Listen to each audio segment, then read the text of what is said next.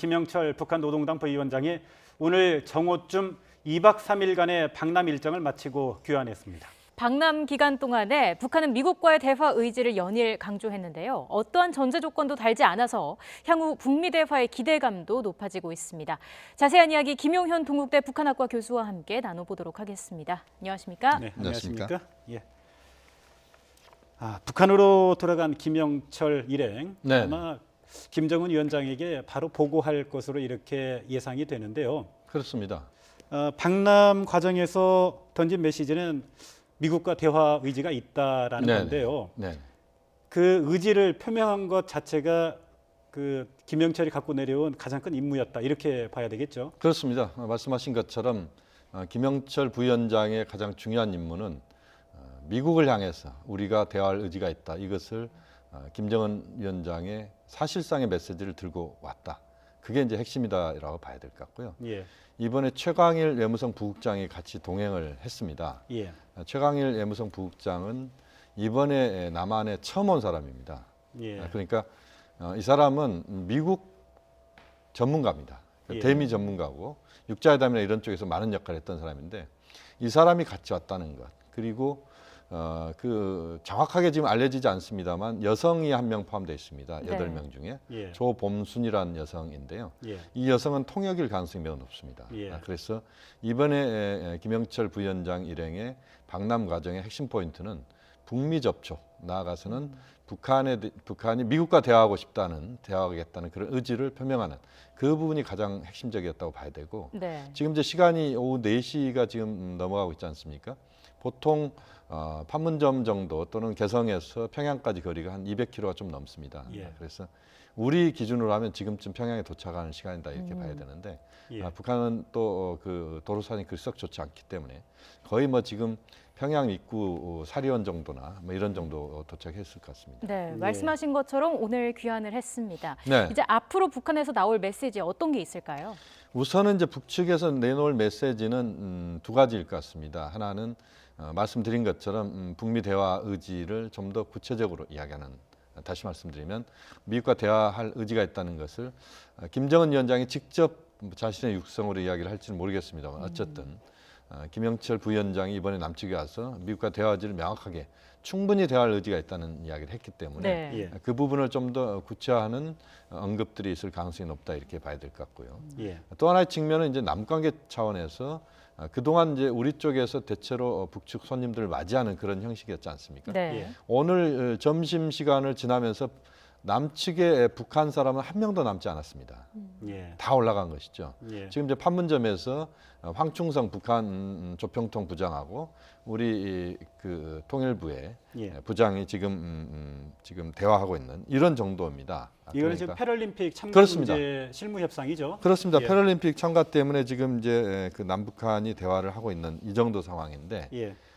그렇게 본다면 지금 상황에서 남북 관계를 앞으로 어떻게 풀어가겠다라고 하는 그런 차원에서의 북측의 입장 이런 것들이 네. 부분적으로 포함되는 그런 내용들이 좀 더 구체적으로 나올 수도 있다. 예. 물론 뭐 쉽지는 않은 것 같습니다. 이제 이번에 남북관계 차원에서 이산가족 상봉 문제나 남북 간의 교류협력과 관련된 부분 이런 것들이 논의가 됐을 가능성이 있는데요. 뭐 그런 내용들 정도에서 뭔가 이야기들이 좀 나올 수 있는 뭐 이런 정도가 예. 최대치다 이렇게 봐야 될 것 같습니다. 네. 이번 평창 동계올림픽 기간에 가장 핵심은 네네, 북한이 미국과 대화할 용의가 있다라고 밝힌 것이고 그렇습니다. 거기에 대한 반응으로 트럼프 미 대통령이 대화는 하지만 적절한 조건이 있어야 한다라고 얘기한 부분인 것 같습니다. 네네. 그런데 구체적으로 어떤 게 적절한 조건인지는 아직 트럼프 대통령이 밝히지 않았는데요. 네네.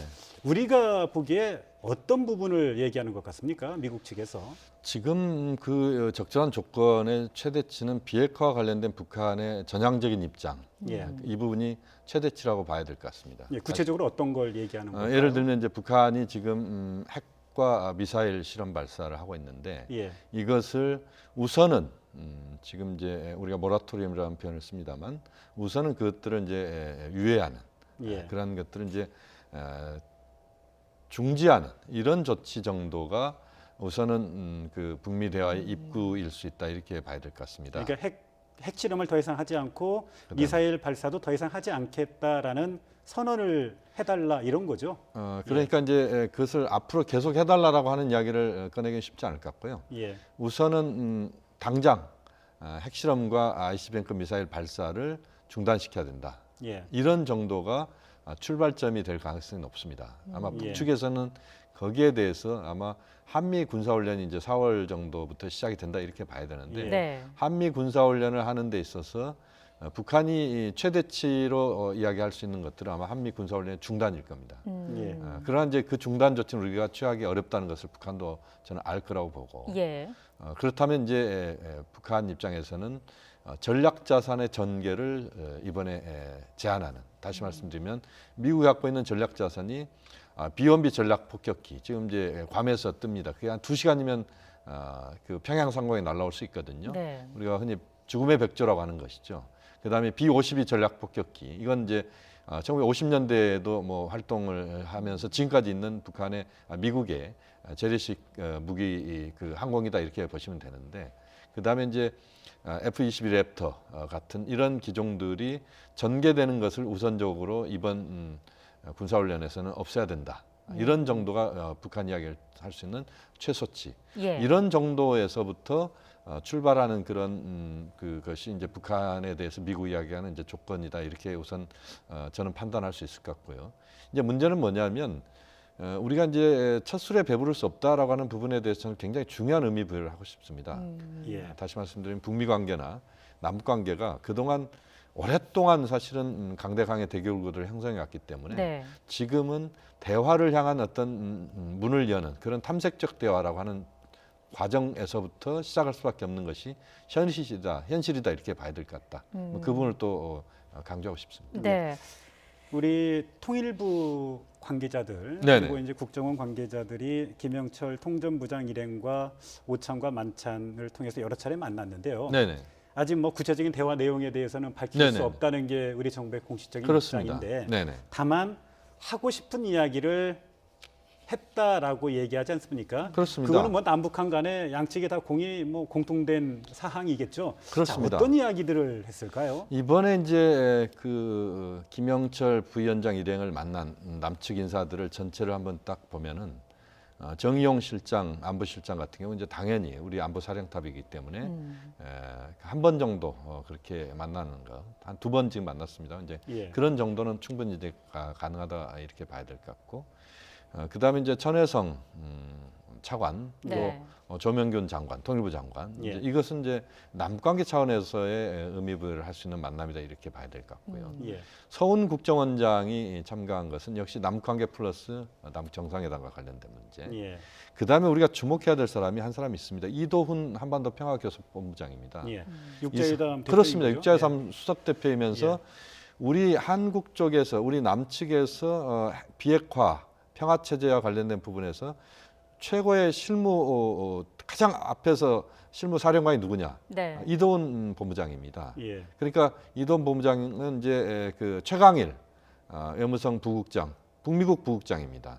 이 최강일 부국장과의 그런 만남 이것을 우리가 이야기할 수밖에 없고 예. 결국 이야기는 북한 핵 문제, 비핵화, 평화체제 문제 이 부분을 집중적으로 논의하는 구조가 어쨌든 있었다 이렇게 봐야 됩니다. 네. 그렇기 때문에 이번에 우리 쪽과 북측에서 만남에서 좀 핵심적으로 다뤄지는 문제는 하나는 북미 간의 대화가 직접적으로 이루어지지 못했거나 또는 간접적으로 아마 그 실무 차원에서 이루어졌을지 모르겠습니다만 그러나 어쨌든 북미 간의 대화가 제대로 소통이 안 되는 상황에서 네. 우리 쪽이 중간에 서서 미국 쪽에 북한의 입장을 전달하고 또 미국 쪽의 입장을 북한에 전달하는 그 역할을 이번에 우리 남측이 했는데 그 중에서도 이도훈 본부장이 중간에서 북미 사이에서의 평화체제 문제 보다 중요하게는 북한 핵 문제와 관련된 부분에서의 네. 논의 이것이 이제 어떤 수준에서 이루어졌다라고 하는 부분을 명확하게 말씀드리기 어렵습니다만 그러나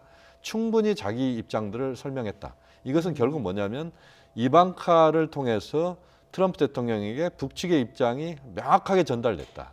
또 김영철 부위원장을 통해서 김정은 위원장에게 미국 쪽의 북핵 문제에 대한 명확한 입장이 전달됐다. 네. 이것이 이제 가장 중요한 이번에 방남 과정에서의 키포인트다 이렇게 봐야 됩니다. 네, 말씀해 주신 것처럼 북미 대화와 관련해서 우리의 그 중간 역할이 상당히 중요해 보이는데 네네. 앞서 문재인 대통령이 김영철 부위원장에게 북미 대화를 위한 구체적인 방법론까지 언급을 했다고 합니다. 네네. 어떻게 전망해 볼 수 있을까요? 지금 이제 대통령께서 갖고 있는 기본적인 북한 핵 문제에 대한 해법은 사실은 대통령 후보 시절부터 다듬어 온 겁니다. 그래서 핵심은 단계적 해법, 그다음에 포괄적 해법입니다. 그래서 이 단계적 해법은 북한 핵 문제가 워낙 복잡하고 실타래가 워낙 많이 꼬여 있기 때문에 이것을 동결과 비핵화로 두 단계로 나누는 것이 이제 문재인 대통령의 생각입니다. 네. 그러니까 우선은 동결로 가자. 그다음에 궁극적 최종적으로 비핵화로 간다 이겁니다. 자동차로 비유하면 자동차 엔진을 일단 끄는 게 중요하다. 그래야 못 간다. 그래서 동결은 자동차 엔진을 끄는 것이라고 봐야 되고 그다음에 비핵화는 뭐냐면 자동차 엔진을 완전히 해체해서 용광로에 넣고 분해하는 겁니다. 완전히 이제 해체하는 것이죠. 그런 방식이 대통령이 생각하는 단계적 해법이고 그것을 네. 이제 포괄적으로 하자는 것이고 그 과정에서 사실상 우리가 살라미식이라는 표현을 씁니다만 잘게 잘라서 북미가 또는 북한과 국제사회가 그 상호 신뢰를 바탕으로 해서 그것들을 하나하나 극복해 나가자라고 하는 게 대통령의 생각입니다. 네. 이제 이런 것들이 북측에도 설명이 됐고 예. 미국 쪽에도 저는 충분히 설명이 됐다고 봅니다. 물론 한미 사이에는 문재인 대통령의 그 생각이 그동안 많은 부분 이야기들이 되었던 건 사실이고 트럼프 대통령도 그것을 아예 무시하거나 또는 그 생각 자체를 존중하지 않는다 이런 흔적은 별로 보이지 않습니다. 예. 그렇게 본다면 이번에 북측의 그 제안 트럼프 대통령이 했던 그런 이야기들을 문재인 대통령이 직접 또 간접적으로 네.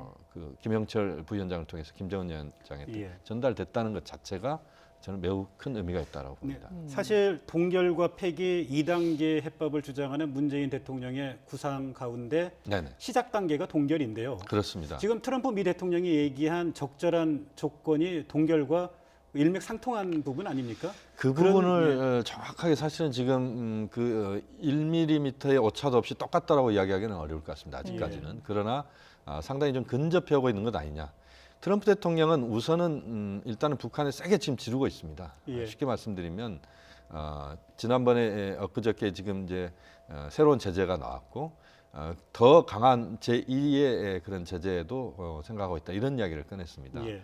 그 이야기는 결국 트럼프 대통령이 일단은 북한의 비핵화라고 하는 모든 그 북한에 대해서 미국의 모든 외교적인 또는 압박의 모든 것들은 결국 비핵화다 이렇게 이야기를 하고 있습니다. 네. 이 부분은 트럼프 대통령이 그동안 계속 해왔던 이야기고 예. 이방카도 와서 그렇게 이야기를 했습니다. 그렇지만 이제 보다 근본적으로는 그러면 비핵화로 가는 데 있어서 바로 갈 수 있냐는 겁니다. 예. 그것이 어려운 조건에서 일단은 가장 중요한 것은 저는 이번에 평창에서의 이 최종적인 우리의 그 달성된 목표는 흐름 자체를 압박 또는 군사적 긴장의 고조 이 부분에서 군사적 긴장의 약화 또는 해소로 갈 수 있는 그 과정에서 북미 접촉의 어떤 흐름들을 좀 만들 수 있는 씨앗이 좀 만들어지는 이런 정도라고 봅니다. 네. 그래서 여기에서부터 출발해서 지금 말씀하신 것처럼 우선은 이제 동결로 가는 그 동결도 제가 볼 때는 문재인 정부 임기 내내 완전히 동결까지 가기에 어려움 벅찰 수도 있다고 봅니다. 예. 그만큼 어려운 과정이기 때문에 예.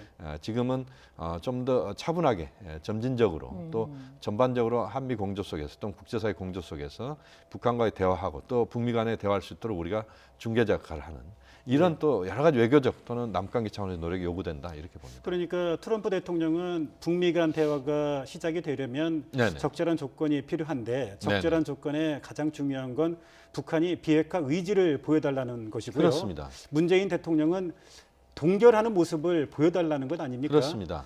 포괄적으로는 일맥상통하지만 네. 그렇다면 구체적으로 어떤 게 동결하는 행위인지 네. 그리고 어떤 게 비핵화 의지를 보이는 것인지 네. 이게 좀 한미 간에 조금은 차이가 있는 겁니까? 지금 이제 지금 말씀드린 것처럼 상당히 많이 좁혀졌다고 말씀을 드렸는데 예. 거의 뭐 저는 이제 한미 간의 입장차가 많이 줄었다 이렇게 봅니다. 다만 완벽하게 그런 한미가 똑같은 생각이냐? 예. 우리는 그동안 이제 외부로 비춰진 것을 보면 우리는 좀 더 대화 쪽을 강조했고 예. 미국 쪽은 압박 쪽을 강조했다 이렇게 볼 수밖에 없지 않습니까?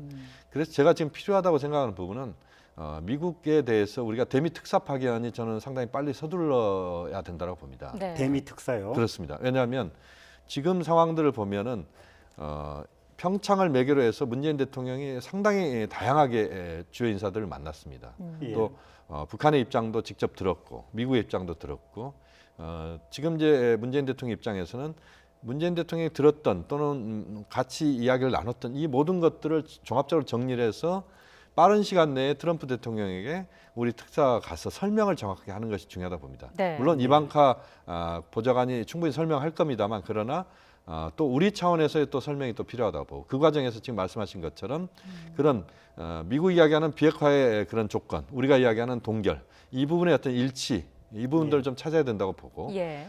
지금 중요한 것은 제가 볼 때는 다른 것보다는 일치점을 찾는 게 매우 중요하다고 봅니다. 그리고 예. 구동전의 자세로 가야 된다라는 점을 강조하고 싶은데요. 그래서 네.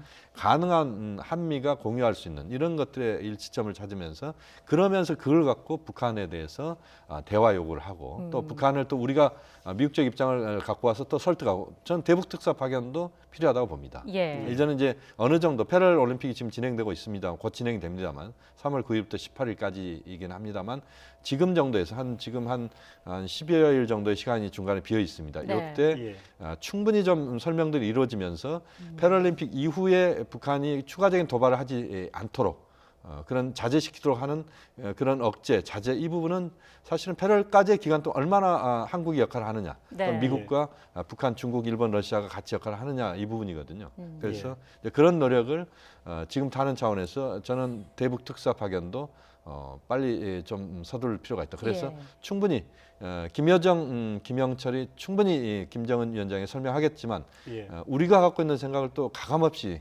설명하는 것도 매우 중요하다고 그러니까 봅니다. 정리를 예. 해보면은 신속하게 움직이되 급하게 하지 말고 좀 차근차근히 하나씩 이끌어 나가야 한다 이런 네네. 의미로 해석이 되는데 네. 앞서 문재인 대통령이 이런 우리의 의중을 둘 다 설득을 하겠다 이런 의중을 네네. 중국 류엔둥 부총리와의 만남에서 이야기를 했습니다. 그렇습니다. 이게 중국의 역할이 중요하다라는 의미로 볼 수 있을까요? 그 부분도 분명히 있다고 봅니다. 지금 이제 문재인 대통령은 중개자 역할을 지금 자임하고 있고 실제 이제까지 어떤 과정은 우리가 생각했던 것보다 훨씬 더 잘 되고 있다라고 봅니다. 예. 물론 처음부터 너무 큰 욕심을 부리면 뭐 이게 이 정도 가지고 뭐 별 이야기를 할 수 있느냐라고 하지만 그 동안의 남북 관계나 북미 관계의 그 동안의 이 강대강의 대결 구도를 본다라면 지금의 이 정도만 하더라도 저는 많은 부분 좀 변화의 어떤 출발점을 만들어냈다 이렇게 생각을 합니다. 네. 지금 이제 문재인 대통령이 중국 쪽에 대해서 이야기를 하면서 무슨 이야기를 했냐면 북한은 미국과의 만나는 데 있어서 대화의 문턱을 좀 낮추고 미국은 대화의 예. 문턱을 낮추고 북한은 적극적으로 미국과 대화해야 된다. 이런 이야기를 꺼냈습니다. 이게 네. 사실은 현재 가장 중요한 이야기거든요. 그 이야기를 중국 측에 했다는 것은 결국 중국도 그 역할을 같이 해야 된다. 또 러시아, 일본도 역시 마찬가지입니다. 문재인 대통령의 생각은 제가 판단한 문재인 대통령의 생각은 본인이 이 공을 가져가려고 하는 게 아닙니다. 트럼프 대통령이 다 가져가도 좋다 이겁니다. 다만 그 과정에서 한반도의 군사의 긴장의 해소, 또 한반도의 비핵화, 평화를 위해서 1cm, 2cm의 전진이라도 된다라면 다 줄 수 있다. 네. 이게 대통령의 생각이기 때문에 좀 더 지금부터는 주변 국가들과의 어떤 협조 속에서 그런 그 앞으로의 어떤 행보를 함께 끌고 가는 노력도 매우 중요하다고 봅니다. 예. 사실은 이제 국민들의 입장에서 가장 궁금한 게요. 네네. 문재인 대통령이 평창 동계올림픽 기간에 북한에 대해서는 전향적인 대화 의지를 좀 보여달라 네네. 요청을 했고 미국 측에는 대화의 네. 문턱을 좀 낮춰달라 그렇습니다. 요구를 해서 네. 이제 대화가 어느 정도 시작될 분위기가 조성이 되어 가는데 네. 도대체 미국이 요구하는 대화의 조건, 지금 뭐 적절한 조건이 충족돼야 된다라고 얘기를 네네. 했는데 도대체 어떤 조건이길래 우리 정부가 네네. 문턱을 좀 낮춰달라고 요구를 했는지 그게 이제 구체적으로 공개가 되지 않으니까 네네네. 많은 국민들이 지금 궁금해하고 그렇습니다. 있습니다. 도대체 이게 뭘까? 네네. 지금 이제 미국 쪽에서 이야기하는 대화의 어떤 공식적인 어떤 조건, 또 예. 북한과의 만날 수 있는 조건은 비핵화입니다. 그러니까 예. 비핵화를 북한이 전향적으로 비핵화에 나섰다라고 하는 것을 확인하는 순간 대화하겠다는 겁니다. 예. 그러니까 북한으로서는 그것을 바로 받아들이기는 쉽지 않습니다. 북한이 비핵화라고 하는 이야기를 그렇게 쉽게 꺼내지 않습니다. 이번에도 문재인 대통령이 비핵화 이야기를 꺼낼 때 김영철 부위원장은 경청했다 이렇게 나옵니다. 다만 북미 대화를 적극적으로 하고 싶다라는 이야기는 했지만 그렇다고 비핵화 의지를 북한이 절대 보인 적이 없습니다. 그렇게 본다면 그것은 사실은 미국과 북한과의 대화는 상대방이 있는 게임입니다. 네. 그렇기 때문에 일방적으로 100대 빵 이 부분은 사실상 외교에서는 불가능한 얘기입니다. 오히려 55대 45, 또 경우에 따라서는 45대 55로 지는 게 이길 수도 있는 겁니다. 그렇게 본다면 지금 상황에서는 미국이 문턱을 좀 낮춰야 된다라고 하는 것은 문재인 대통령 입장에서는 그런 비핵화의 어떤 그런 모든 것들을 딱 거기에 규정시켜 버리면 할 수 있는 게 없다라고 하는 것이기 때문에 수준을 낮추자. 그래서 우리 쪽이 요구하고 있는 수준 동결 또는 지금은 이제 출발점이기 때문에 그 과정에서 지금 북한이 7차 핵실험이나 ICBM 미사일 발사를 유예하는, 그러니까 그것을 상당 기간 우선은 상당 기간 그것을 하지 않겠다라고 하는 약속을 꺼내는 그 부분을 갖고 가자는 것이고, 네. 북쪽에도 아마 우리 쪽 입장에서는 또 이제 미국 쪽에도 우리가 요구할 부분일지 모르겠습니다만 이제 북한은 당연히 한미 군사훈련의 중단을 요구할 겁니다.